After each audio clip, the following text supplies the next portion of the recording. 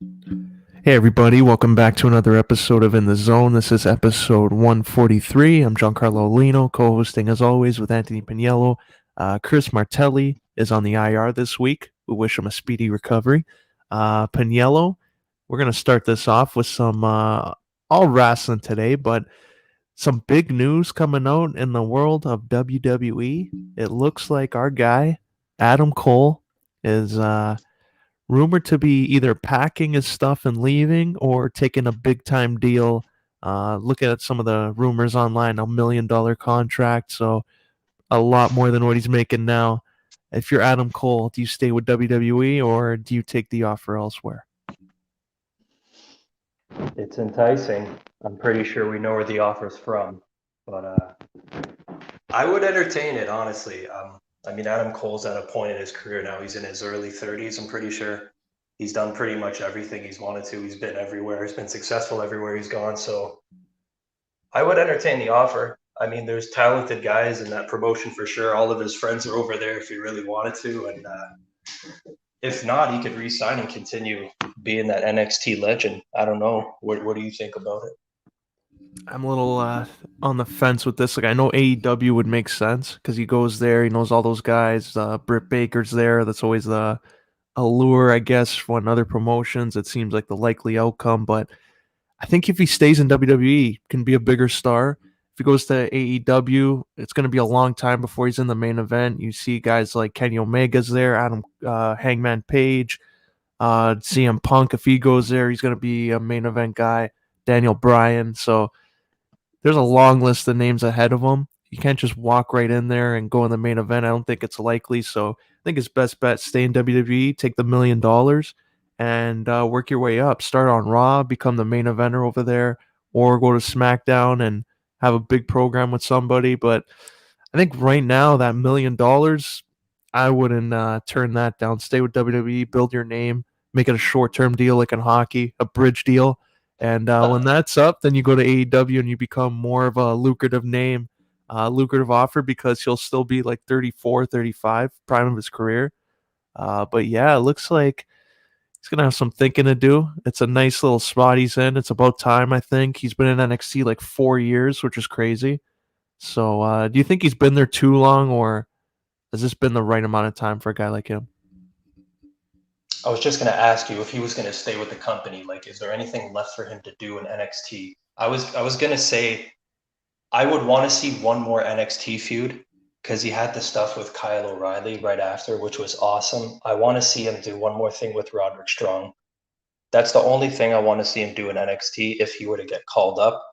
Just because kind of the way it all started, man. Do you remember like Cole debuted and it was like right away it was established like he's with Fish and he's with O'Reilly. And then it took a while for Roderick Strong to get on board. Like, oh, at some point he's gonna fucking snake us. It is Adam Cole.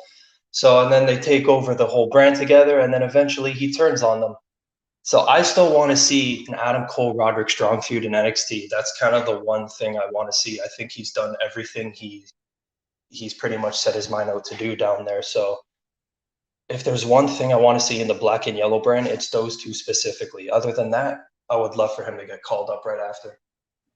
Yeah, it would make sense. That would be a really good feud, and there's a lot of options too. Like O'Reilly's still there, Roderick Strong, like he has his own stable, but one of those guys already got released. So if they wanted, they can still go as a unit there. Have Adam Cole debut on the main roster, maybe Raw, have him feud with AJ Styles, and then maybe those guys they all reunite, the three of them, and the Undisputed Era on Raw while AJ's there. I think that would be a good back and forth. Take almost out of the picture. But I think Raw is the better of the two options for him. If he goes to SmackDown, like, do you see any feuds that would jump out to you? On the SmackDown side, wow, Finn Balor's there recently. He kind of just he tangled with him. Uh, what about Seth Rollins?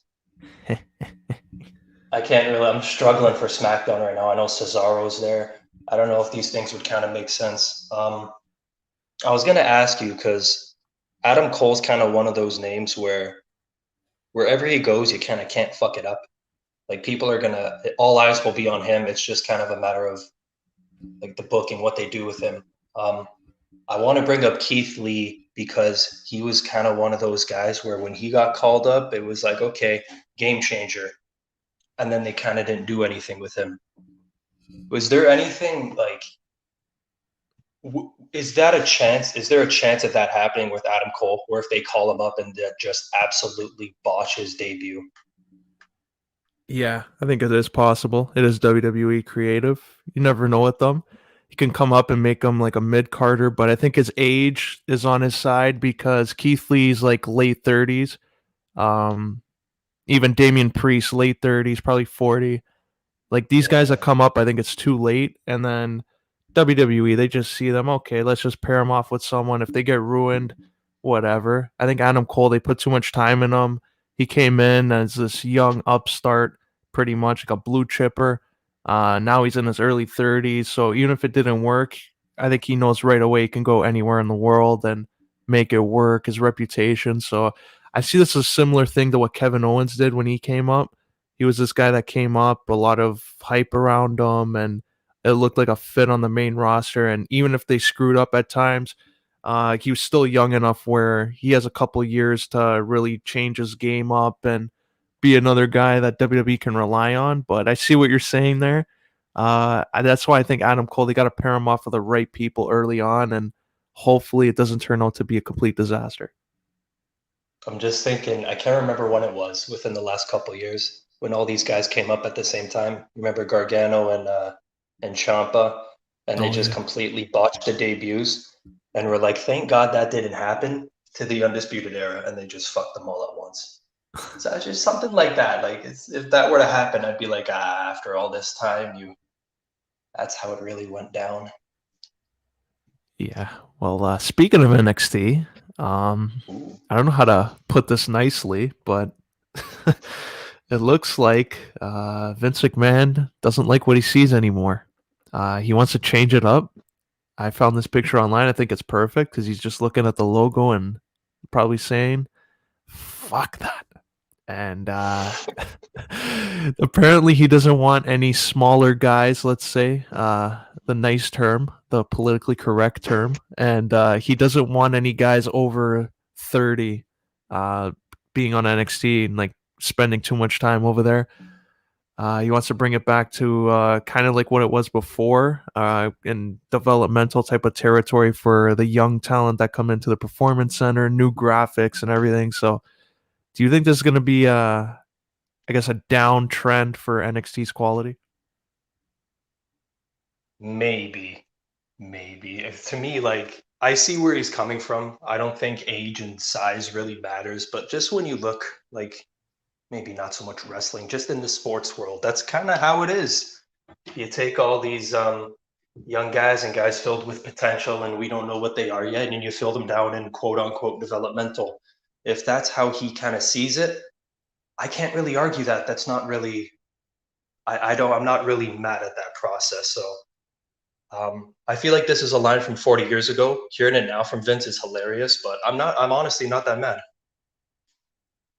Yeah, I'm with you. I'm actually surprised at all the people like go on Twitter and you just see all the reactions to it. It's like, oh no, he's ruining the brand. This was the alternative, but like in the grand scheme of things, isn't this what they were all the time? Developmental, and then they just got the debut on USA Network, and the whole point of it, I think, was they wanted to get more hype around their developmental territory. So like that when those guys go to Raw and SmackDown, they all get the reactions that some of those guys in the Attitude Era all got, like the mid Carters. So I don't see anything wrong with it. I know this is an unpopular opinion to a lot of people, but as much as people want to say it's a third brand, WWE considers it developmental. When you go to those WWE 24 documentaries, and I think Keith Lee's was the biggest example, they all said, Triple H even was the one that said it.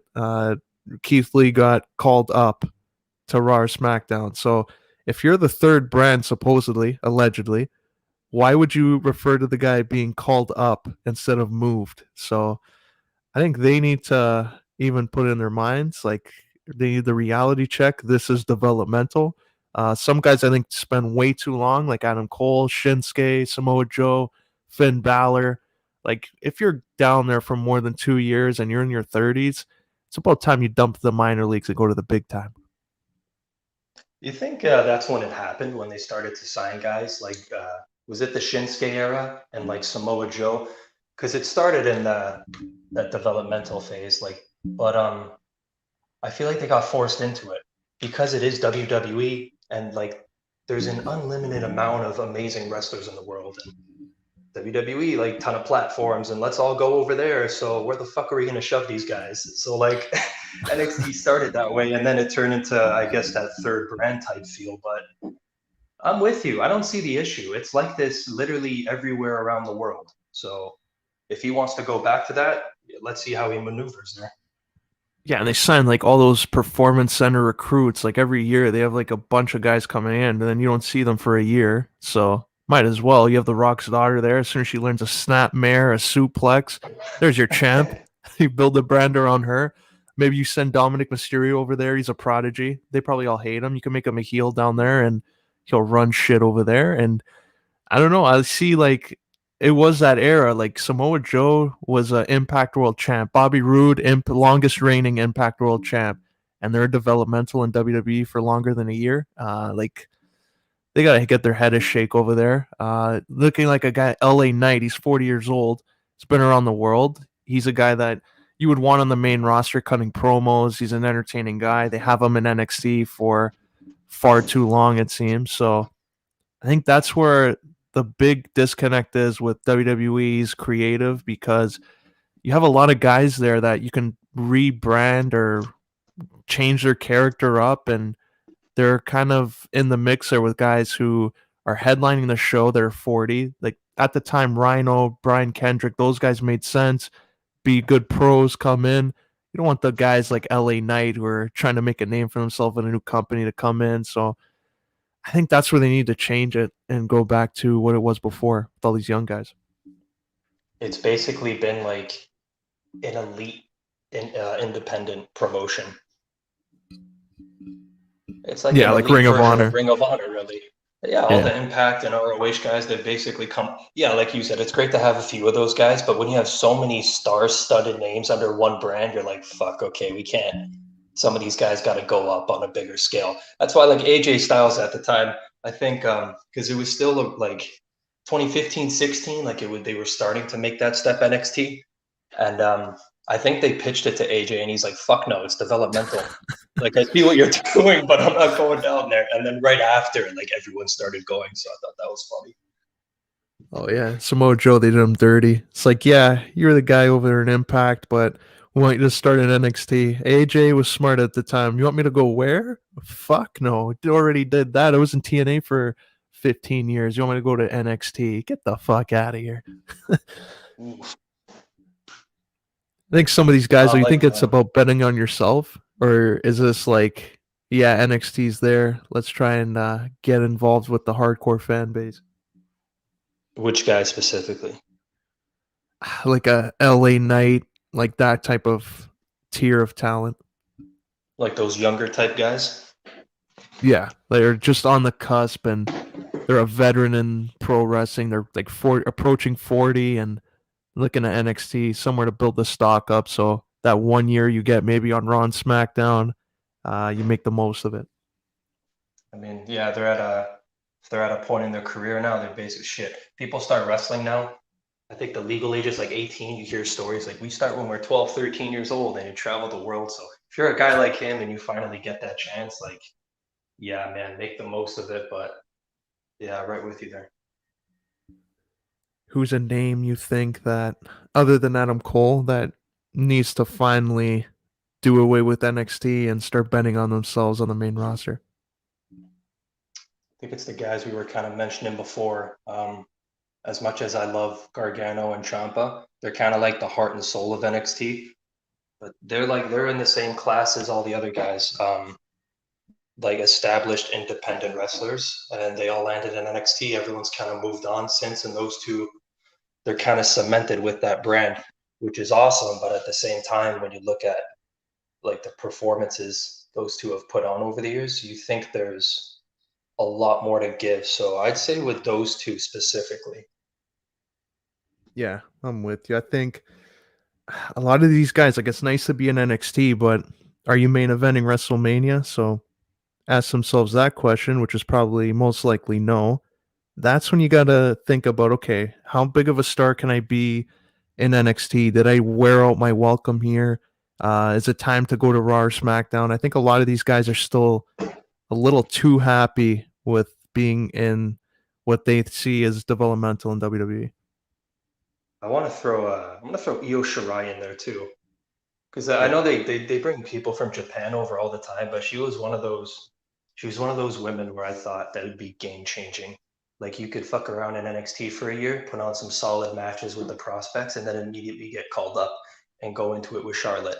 That's what I thought her projection was, and I think she's a tag champion right now. I'm not sure, but like, and she'll put on great matches and stuff. But like, that's a star for me. That's someone that needs that exposure. So that's another name for sure. I want to see the brighter lights. Oh, and then looking at their those recruits they had, I saw they had Scott Steiner's nephew, so he's Rick Steiner's son, I think. All I want to right. see them go with give them Scott Steiner's like whole everything, promos, music, have a Give little him the pop fucking a pump. painting. Just come in there and start talking like I'm just go on rants and fucking put people in the Steiner recliner. That'd be jokes. Got to get PD Williams as his manager, then we're good to go. Oh, little impact guys, and yeah, you got the Rock's daughter there. She's gonna be the star of the team. Even if she gets injured, She's it's like, what? yeah, you're gonna be a star. She's she's like 18, right? Their 18th birthday, and then they signed her ass up for that. Oh, right away. Scooped her up. Not gonna let AEW get in her ear and say, yeah, come on over. They already had the contract ready to go. It's like you'll be making more too, probably. Just come on in and we'll teach you the ins and outs of NXT. So unless she's like the worst thing ever, you can pretty much bank on that. I don't know when. We'll say like we'll say 5 years down the line. We Oh have no yeah. idea. This is She's like in the the first pipeline. overall pick. First overall pick in the draft. They come in and they're in the system. But the draft's gonna be coming up soon.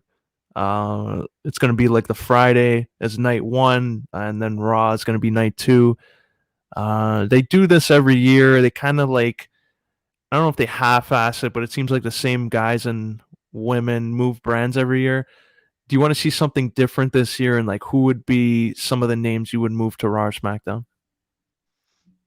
Ooh.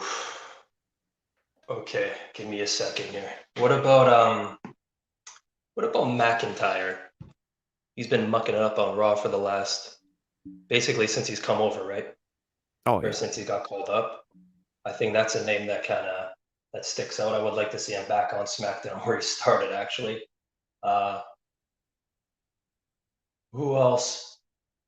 Who else is there? Maybe Ricochet. I'd like to see him get a fresh start. Mm. But yeah, you are right because every year it's basically the same guys, and they all bounce around anyways. I think they got it right in 2015 or 2016. Other than that, it's kind of been the same thing. So I would like to see a champion. Like, what if just like Reigns and Lashley just fucking switched? Something like that. oh the head of the table going in for the Almighty. Fox might not like it, but it's all good. Give the big man a Fox would big hate it. platform.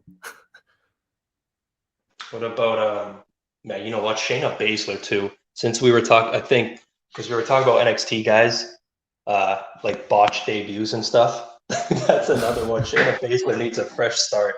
They completely ruined her. The second, the best thing I can think about was the Elimination Chamber match where she choked out everyone. Like that's a nice little start, and then they ruined it from there. So yeah, maybe her. I'll throw her in there. Yeah, I would move Shayna Baszler for sure. They kind of ruined her there. Charlotte, she's always moving brands. I would keep her in one spot, make her the person in the division everyone goes through, like a Liv Morgan type of thing. Do something different. Yeah, yeah. Who else is a name here? Io Shirai, I think would be good to go either Raw or SmackDown. Gargano, yeah, it's like all the same ones. I'd like to see Drew McIntyre. I think that's the outcome there. He's going to go to SmackDown. Kevin Owens and Sami Zayn, I'd like them to stay in one spot for a whole year. Randy Orton, Maybe make him the face there of Raw, kind of like what Edge was on SmackDown. And you know what? Let's have some fun here. Rey Mysterio, Jeff Hardy, get them on the same show. I think it's about time that those two have a feud. I think they've had one match against each other, like maybe once or twice every 5 years. They'll get in the ring and have a moment, but just finding this I saw online of these two, like, I think it's time they have a feud. They're not getting any younger. I think it'd be fun and refreshing for fans if they did something like that, but you think it would work if Jeff and Ray would have a longer feud with each other for like an intercontinental Yo, title? when the fuck was this picture? Like, oh wait. Must be. I mean, yeah, I'd be invested. We grew up with these guys. Ray's still going. We all know Jeff Hardy. The man rarely changed. I mean, within WWE, the man rarely changes his character. These guys are universally loved. It's it's like Shawn Michaels and The Rock. Like they've been there forever, but they're not fucking connected. They rarely have programs. It's funny how it works out, but yeah, man, I'm on board. Whether it's for a title or not, Rey Mysterio, Jeff Hardy, that's money stuff. And I'm just gonna put this out there again. You know, Rey Mysterio needs to turn heel. It'd be fun. Oh my god, Let the guy it challenge would be. himself. Have Jeff Hardy in the ring. Maybe they're tag teaming. Like Jeff Hardy gets drafted to SmackDown. Dominic's with Ray. They have a little 6-man tag, and Ray, we just seen him in the past when he went after Brock. Bring that same intensity. Just get pissed off at Jeff Hardy doing something stupid and just attack him. Then all the little kids in the crowd will be like, Ray, why? Ray. And then next week he'll come out and just cut a promo that we never heard before. Ray's a bad guy. Goes with Jeff Hardy. That'd be funny and good at the same time. You see Ray come out one week and it'll be a nice flip the script moment, him as a heel. Could have Ray and Jeff win the tag team champions, and then over time, things start to go downhill for Jeff. Maybe he starts to hit the bottle again, and then maybe he starts to lay it out on Dominic, and then boom. Oh, Brother Nero makes a comeback. Jeff as a heel, bring up that old character. I'm down with that. Just rocks Dominic with a chair and just leaves. Perfect theme music for that. No more words. He doesn't explain it. Just like hit the theme music. That's all I got to say about that. Ooh. But speaking of WWE and speaking of releases, gotta touch on this one. Last week, they had a release that no one really saw coming, but apparently it was asked. Ric Flair is a free agent again. Look at this man right here. He asked for his release apparently for creative differences, and really at the end of the day, he doesn't want to share any of that money that he gets for autograph signings and all these business ventures with WWE. So smart move on his behalf. Where do you see Ric Flair going? Do you think he's just gonna wait it out? He'll only do appearances once in a while, or does he got something else cooking? I see him going to Vegas for the next 3 fucking weeks on a serious bender. But it's Ric Flair. That guy will disappear for a while. He'll show up. He'll show up on some random wrestling program, disappear for another 9 months, show up in the news about getting a DUI. You know the drill. But yeah, I could see him in AEW, and you know why. Could see him being the manager with our buddy there, El Idolo. So it's the obvious answer, but it's the one I'm going with. I posted something about to the NWA. I'm like, yeah, you know, it'd be cool to see this guy in the studio environment cutting promos, maybe with Nick Aldis. They go and retweet it. It got the discussion going. They invite him to the pay-per-view they have. So maybe we'll see Ric Flair get his name back out there just for a little bit, make a little appearance, make a lot of money. And I see AEW as a destination. But the big question is, there was some talk that Ric Flair wanted to wrestle, and I kind of speculated earlier in the year, like Ric Flair, Hogan, they're going to get involved. Lacey Evans or Charlotte, have them on the outside. They'll probably end up fighting, but he wants to wrestle, it looks like, and he really confirmed this by yesterday, putting out an Instagram post with that promo in black and white of him saying he'll never retire. That's a little bold, especially his health issues in the recent years. But I think he's seeing Sting in AEW on TNT, and we're gonna see this one more time. Him and coming on the rope, the tape around the fingers, because you know what that means. He's gonna blade his fucking forehead, and him and Sting go at it on Dynamite. Well, it's gonna be entertaining, 100%. They're both pushing 70. I just hope both of them are good. Sting, we've known since the Rollins match, has redeemed himself. He's in great shape for his age. But Ric Flair, I don't remember the last time I've seen this man take a bump. So I love his antics on the outside. He's one of the best managers ever. But I'm a little worried because you know these guys are going to go all out, and like you said, there's probably going to be a lot of blood. So I'm curious. Yeah, Ric Flair worries me more than Sting because Sting, the whole thing with WWE's test there, not clearing him to compete, looked like it was bullshit because he was taking bumps and looks like he's pretty fit for his age, takes care of himself. Ric Flair, on the other hand, it's a little rough. Taking a bump might be the worst thing, and especially from Sting if he drops him wrong. So, you think it will be a long match, or do you think AEW will just avoid this altogether? Oh, I think they'll do it if they can. They'll go all out for the entrances and they'll make it a big spectacle. But I want to say like 12 minutes tops, something like that, with a lot of standing around and posing. You know, even one of those type of things. Oh man, I'm already seeing it now. They're gonna hype it up big, and then the match obviously probably won't deliver. We'll see some interference, but yeah, I think he'll be the best manager if he goes to AEW. I know El Idolo is a name there, but could you see something where him and Arn Anderson join Tully in the Pinnacle and start managing MJF, or is that too many guys there on the outside? I don't know if it's too many. It would probably make it work. You know what? I would like it. I don't think it's too many. That would be hilarious. But yeah, if they wanted to go in that direction for sure. But I still like the El Idolo pairing, especially with Vicky too. Like, yeah, a lot of directions you can go with it. Oh, and they got our boy Chavo there too. Oh, they're buzzing over there with El Idolo. He's got his He own looks like a little. fucking looks like a sensei with that blazer, double blazer. Oh man. Well, Friday's going to be interesting. They got AEW Rampage starting up, and next week's apparently CM Punk's debut. They're hyping it up, the first dance, and sold out in Chicago. So they're on the rise there. Christian Cage, Kenny Omega main eventing All Out. Two good Canadian kids. What do you think about that? I guess as our final topic about Christian Cage getting that main event spot. Yeah, buddy. It's TNA Impact all over again.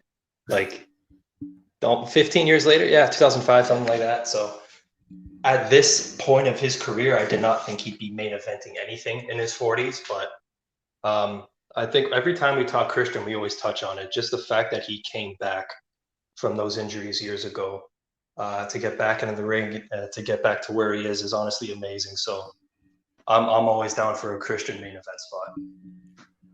I think it's kind of smart that they, because obviously CM Punk, if he wrestles at All Out, maybe against Darby Allin, it's going to overshadow whatever happens after, because that's what all the talk's going to be about. They're in Chicago, so I think having Christian main events a little safer. The Yep. match will deliver, but it's getting overshadowed. I think if Kenny goes over and then starts attacking Christian, you know how AEW likes to do those debuts at the end of the pay per view. Maybe we see Daniel Bryan come out, and that sets up that big New York show they have in that outdoor stadium, tennis stadium. But you think that's what they should do, or should they go away from the WWE guys for now? So you're saying that would be the cliffhanger up until the Wednesday show? Yeah, so you have Christian lose, get attacked by the Elite. Daniel Bryan comes out. They have a little stare down, and you don't hear nothing until they have that sold out tennis court AEW show. I would hold off on that. I don't think it would make sense to have like the Elite and then Bryan and Punk like emerge. just right off the bat. You know what I mean? Yeah. Like, where would that come from? Though? They're just being like, hey, we're WWE guys. Fuck with us. Well, You know all what I out. mean? Though I think they could build to that for sure. But like right off the bat, I don't know. I would love to see Punk come out, but Yeah. to lead to all those guys, like yeah, I would love to see a build towards that. With all out, like CM Punk probably wrestling there. Do you think he should go right away, like after that little program he eventually does, probably with Darby? Like, should he get that title shot right away, or do you have to long term build that a little bit more? You could long term build that. I don't think he needs the title. A guy like CM Punk, everyone knows his name within the wrestling world, even not even. So I don't think you have to give him the title right away. I think just having the name on under your company is a win in itself. So over time, if you want to give it to him, sure, but I think it'd be a lot better to give it to someone, a younger guy, or just keep doing what they're doing. So yeah. Yeah, it's a interesting one coming up there. AEW, getting all these names, getting all the buzz. Have to see about that. What they have in store there. But Pagniello, this was fun. Episode 143. We'll get Chris back on off the IR. We're gonna activate him next week. He'll be ready to go, ready to host this thing next week. But yeah, that's episode 143. Stick around for more, and we'll see you next week.